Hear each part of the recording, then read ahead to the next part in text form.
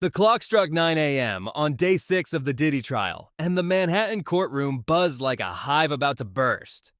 Reporters jostled at the doors, their pens twitching, hungry for the next bombshell. Whispers snaked through the gallery. Would it be another leaked tape, a surprise witness, or a crack in Diddy's polished armor? No one saw her coming.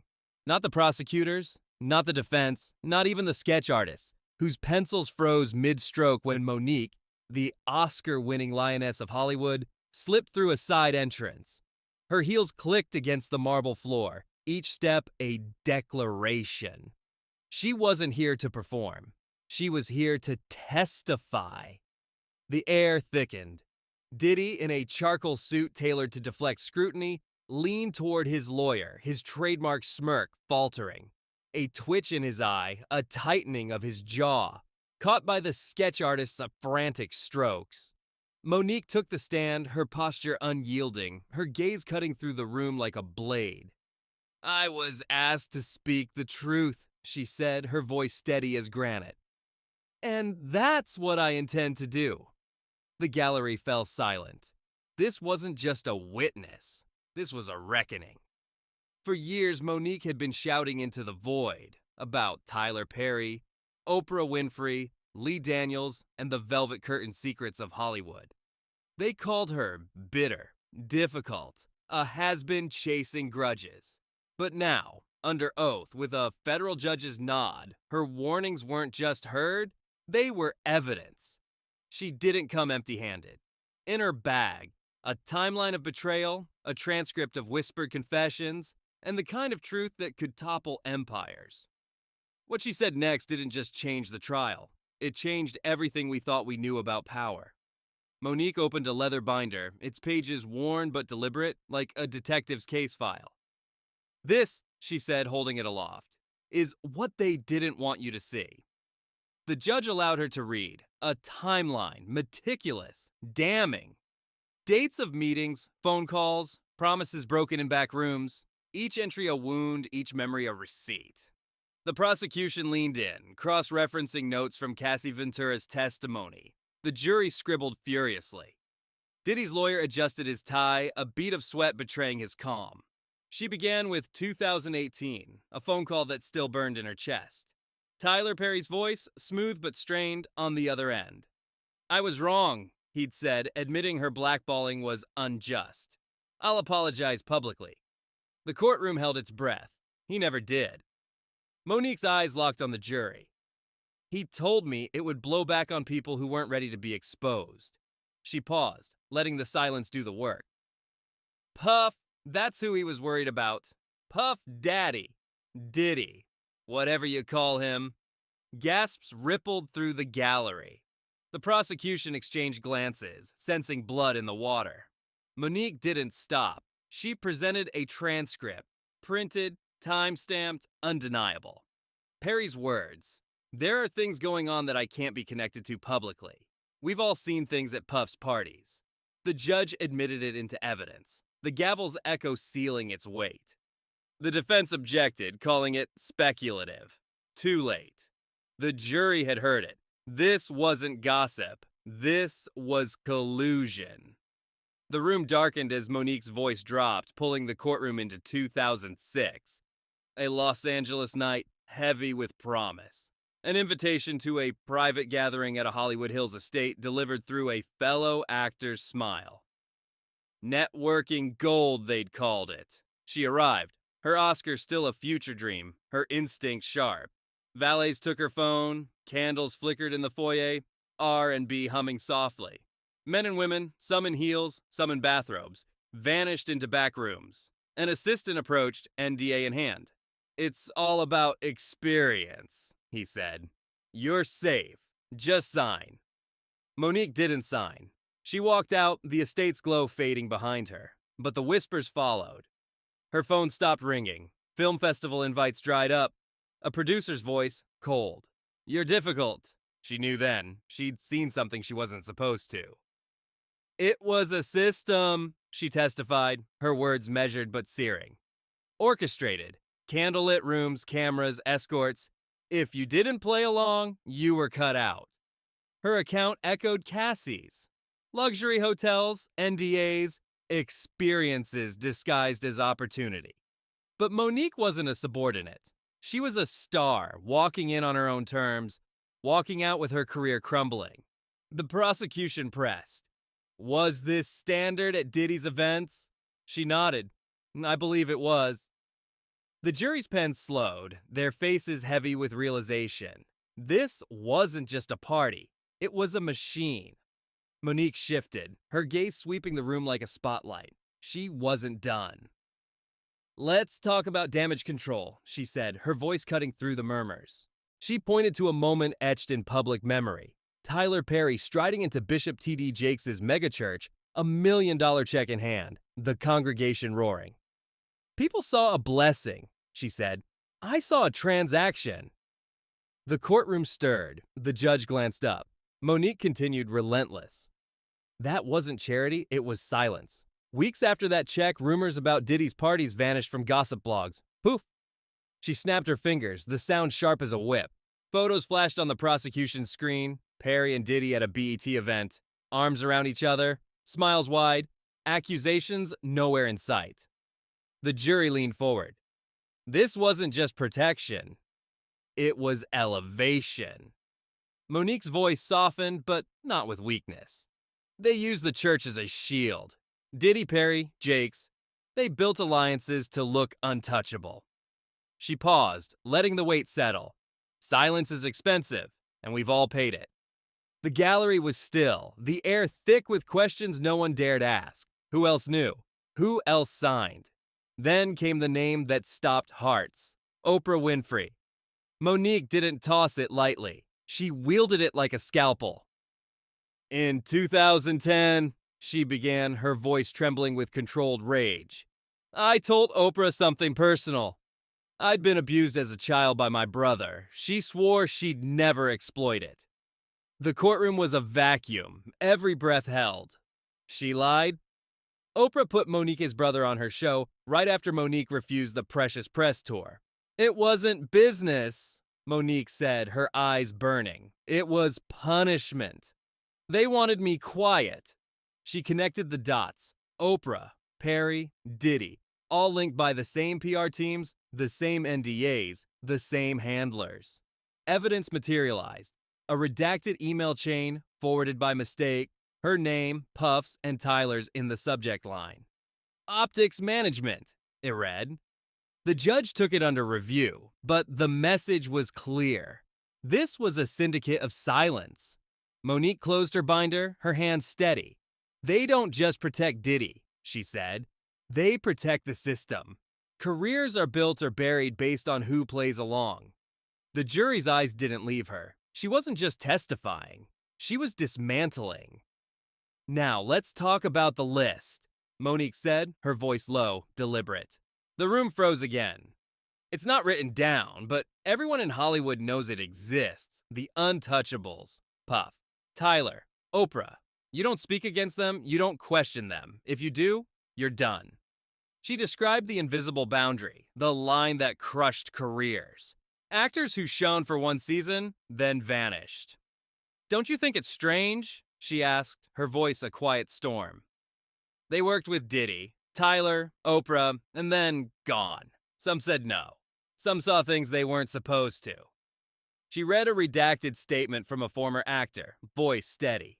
A retreat, phones taken, contracts signed, rituals observed. She didn't name Perry, but the implication hung heavy. The prosecution presented emails, Revolt and Tyler Perry Studios, plotting to manage Monique and Cassie Ventura's reputations. A digital thread tying their stories together. Monique's voice broke just for a moment. I wasn't blackballed, she said. I was whiteballed by people who looked like me, who feared losing their spot more than doing right. The jury's pen stopped. The truth was a blade, and she wielded it without mercy. Monique's final minutes were a crescendo.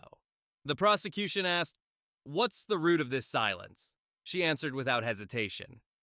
Fear. Everyone's scared. Scared to lose a job, a deal, relevance. Scared to tell the truth, because people like Puff, Tyler, Oprah made it too expensive. She turned to Diddy, her gaze unyielding. You thought your empire was strong enough to silence us all, but now you're the one in silence. I hope you hear us. Diddy's hands trembled. His attorney whispered, frantic.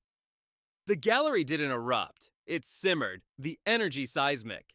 Monique stepped down, but her presence lingered, a ghost haunting the room. She'd been blackballed for a decade, labeled difficult, crazy.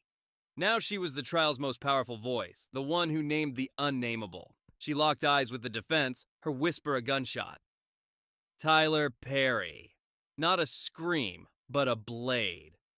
Ask him why I was blackballed for refusing to work for free. Ask who stood beside him at every event. The jury leaned forward. Perry wasn't on trial, but his shadow loomed. I have audio, she said, holding up a folder. Tyler apologizing, admitting he was wrong, but he wouldn't go public. It would ruin everything. The defense objected, but the damage was done. Monique wasn't just pointing at Diddy. She was pointing at Hollywood itself, a machine that elevated predators, buried truth-tellers, and sold silence as survival. The jury didn't just see a man on trial. They saw a system. Monique's testimony wasn't just a moment. It was a fracture. A crack in the facade of an industry that thrived on secrets. She didn't just testify for herself. She testified for Cassie, for the actors who disappeared, for the voices drowned in NDAs. I didn't want to be here, she'd said, her voice tired but resolute. But I heard my grandmother's voice. Don't let them write your story without you in the room.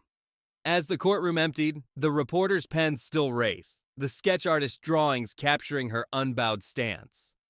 Diddy sat, his empire crumbling in the silence he'd once weaponized.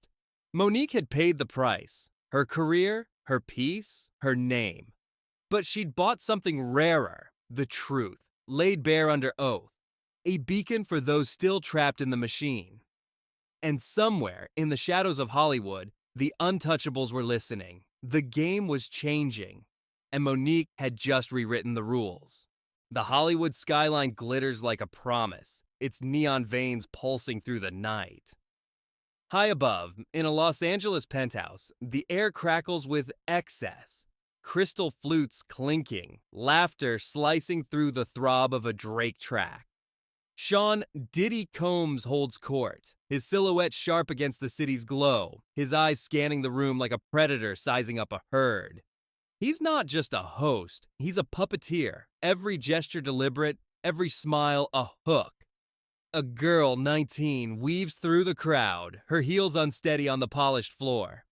A man in a sleek suit guides her to Diddy, who leans close, his breath warm against her ear. You want the world, don't you? Her nod is hesitant, her dreams dangling like bait. He presses a drink into her hand, his voice a velvet blade. This is how we play the game. The words aren't new, they're a script etched into the walls of every mansion he owns, spoken to countless others who stood where she stands now. This isn't a one-off, it's a pattern, a machine that hums with precision. Diddy isn't just a man, he's the architect of a labyrinth, built on cash, clout, and the art of making people disappear without a trace. Her story, this moment, isn't singular. It's a rerun played out in penthouses, studios, and private jets across decades. The trap is always the same. A promise of stardom, a contract that binds, a whisper that silences. To see the machine's gears, you have to trace it back to its first turn, to the moment ambition becomes a leash. Rewind to 1994, a gritty New York studio where the air smells of stale coffee and ambition. A 17-year-old rapper, his voice raw with hunger, stands before a mixing board spitting bars that could crack concrete. He's got nothing but talent and a dream, the kind that makes you reckless. Diddy lounges nearby, his chain glinting under fluorescent lights, his vibe all easy charm and veiled menace. I see you, kid, he says, his hand clapping the boy's back, a touch that feels like a crown but lands like a collar. I'm gonna put you on. The boy's eyes light up. He's been chosen, plucked from the hustle of the streets. But Diddy's game isn't charity, it's chess.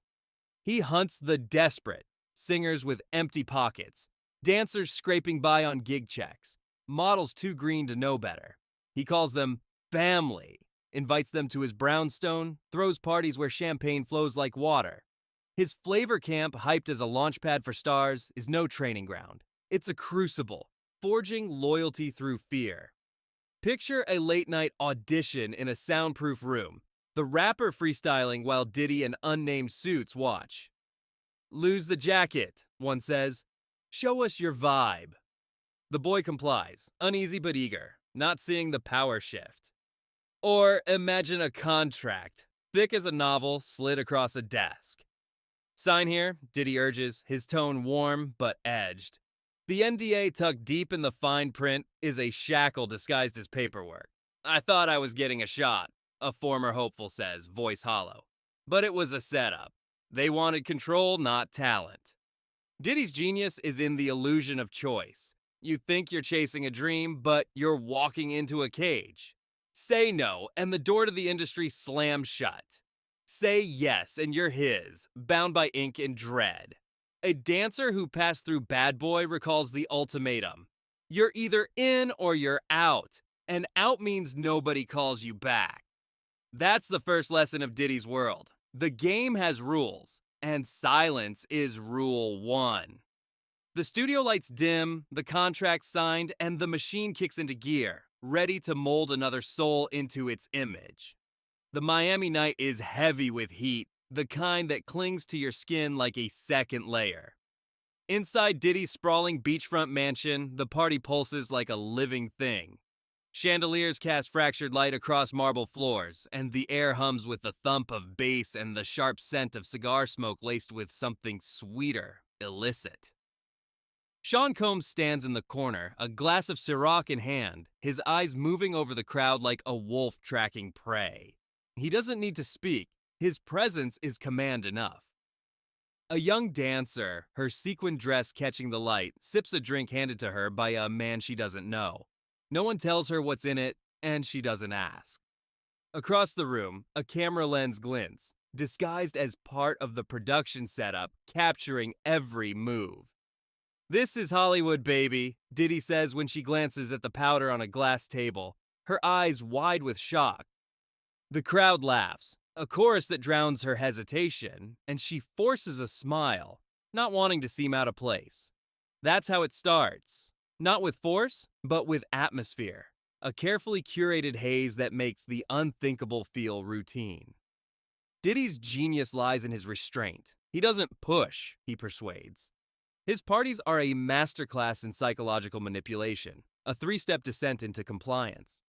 First, he stops you from questioning. The drugs, the strangers, the late-night meetings. They're presented as normal, even glamorous. A former dancer recalls her first night. "I saw cocaine on the table and froze. Everyone acted like it was no big deal, like I was the weird one for staring." Diddy just shrugged and said, "You'll get used to it." I didn't want to look naive, so I stayed quiet. Step 2 is observation. He brings you back night after night to parties where boundaries dissolve. Group sex in private rooms, unnamed guests slipping in and out, cameras rolling without explanation. You're not forced to join. You're invited to watch, to acclimate. "I started thinking it was just how things worked," another victim says. "If I wanted to make it, I had to fit in." By step 3, it's no longer foreign. It's culture. The drugs, the demands, the compromises become the price of success. You don't just tolerate it. You expect it.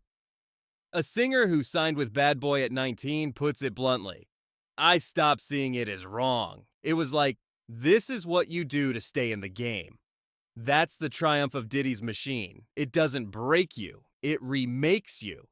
You become a cog, complicit in your own entrapment. Because questioning the system means questioning your own choices. By the time you realize you're in too deep, the exit is gone. The music grows louder, the lights dim further, and Diddy's shadow stretches longer, pulling you into a world where silence is the only way to survive. That world doesn't end when the party does. It follows you, an invisible cage with bars you can't see but feel in every step. Picture a summer night in the Hamptons, another of Diddy's extravaganzas, where A-list stars mingle under crystal chandeliers, their laughter sharp and practiced. In a quiet corner, a young woman is led upstairs by a man in a tailored suit. The crowd doesn't react. They know better. Eyes dart away, conversations pick up, glasses clink louder. It's not that no one sees. It's that everyone knows when to look away.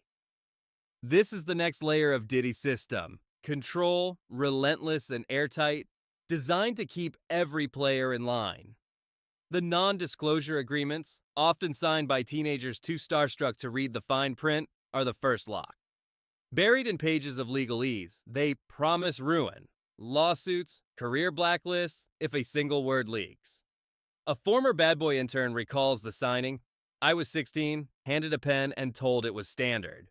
I didn't know it meant I could never talk, not even to my family." But the NDAs are just the start.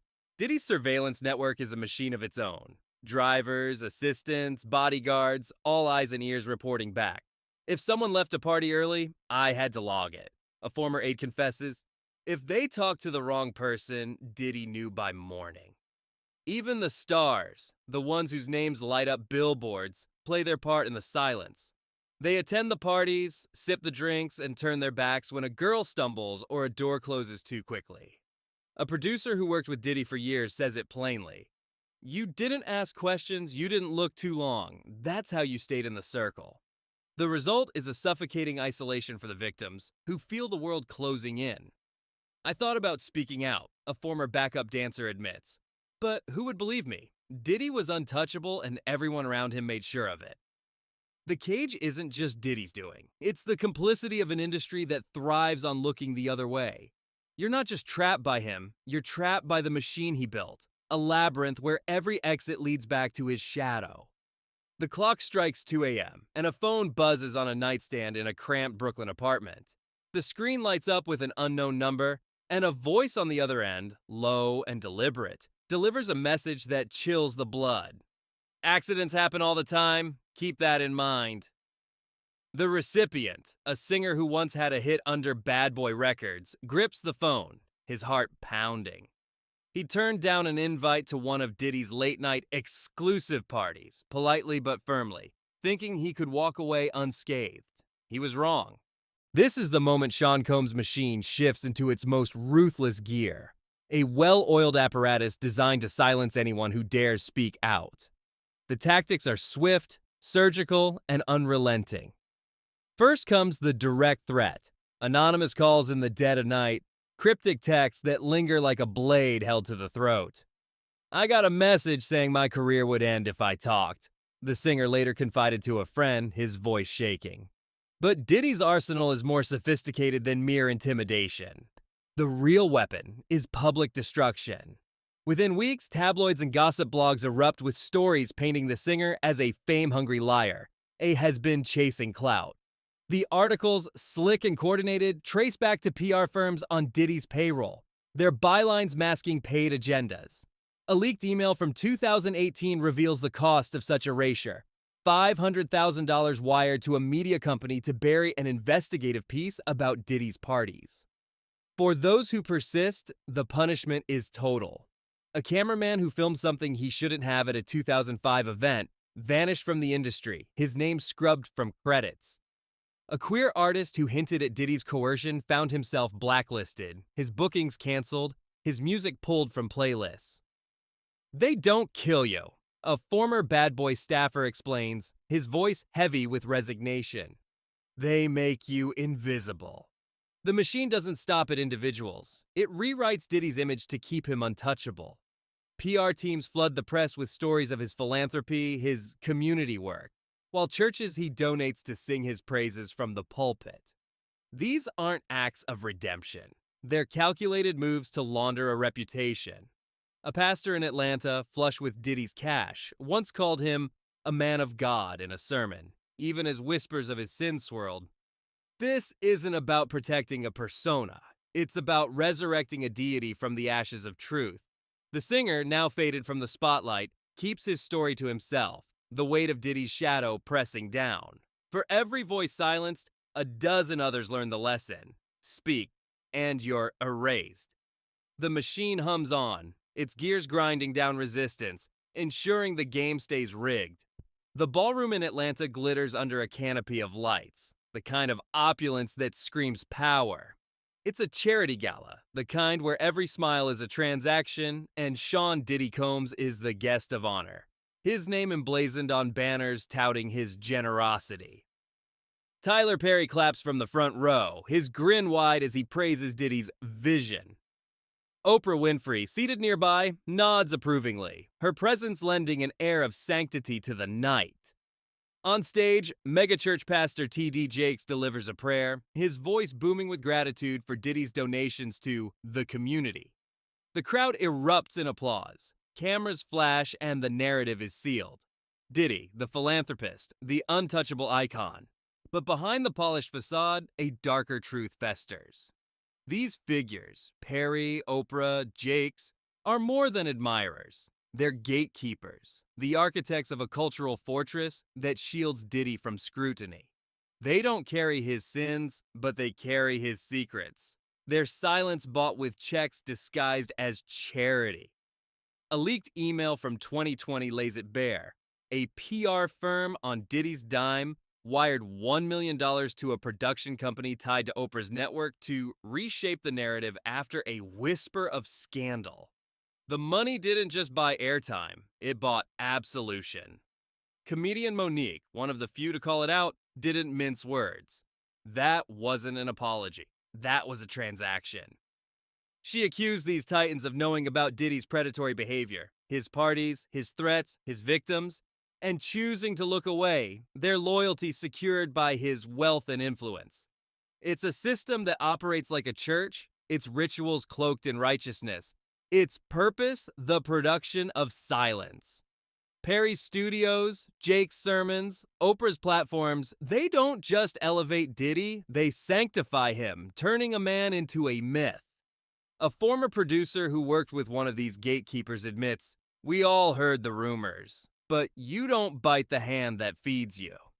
The gala's lights dim, the applause fades, but the machine keeps humming, its gears oiled by complicity. Diddy isn't just protected by his own power. He's propped up by those who hold the keys to America's cultural imagination, their silence ensuring his sins stay buried. Yet, even as the spotlight burns on Diddy, the real question looms larger than one man. He's not the disease. He's a symptom, a product of a culture that thrives on deliberate amnesia. The trials looming in 2025 may drag him into the dock, his empire of penthouses and platinum records laid bare. But will they touch the machine that made him? The gatekeepers who blessed him, the industry that enabled him, the audiences who clapped for his comeback specials, they're all part of the same tapestry, woven from threads of power and silence. Why did we let him reign so long? His victims' whispers drowned out by the roar of his myth. The answer lies in the system's design. It's built to forget, to move on, to crown new kings while the old ones slip into shadow. Picture a boy, 17, stepping into a room bathed in candlelight, the air thick with promise. A camera hums softly in the corner, its lens a silent witness. Diddy leans forward, his smile warm but predatory. "I'm gonna make you a star." The boy nods, unaware he's crossing a threshold from which there's no return. The door closes, the candles flicker, and the machine whirs back to life. This isn't just Diddy's story. It's ours, a mirror held up to a world that chooses spectacle over truth. As the courtroom gavel falls, as the headlines fade, the question lingers like a ghost. Who's the next boy walking into that candlelit room, the camera rolling, the game already rigged? And when he falls, will we finally stop looking away? The courtroom's hush lingered. Payoffs, bearing Diddy's machine. Its pulse throbbed in his penthouses where silence caged dreams. That's how the game works. From secret deals to shadowed parties, Diddy's empire fed on control. Uncover the truth. Subscribe for the latest videos on his trial, gripping court battles, and shocking new revelations from victims, exposing Hollywood's darkest corners. Stay tuned for more.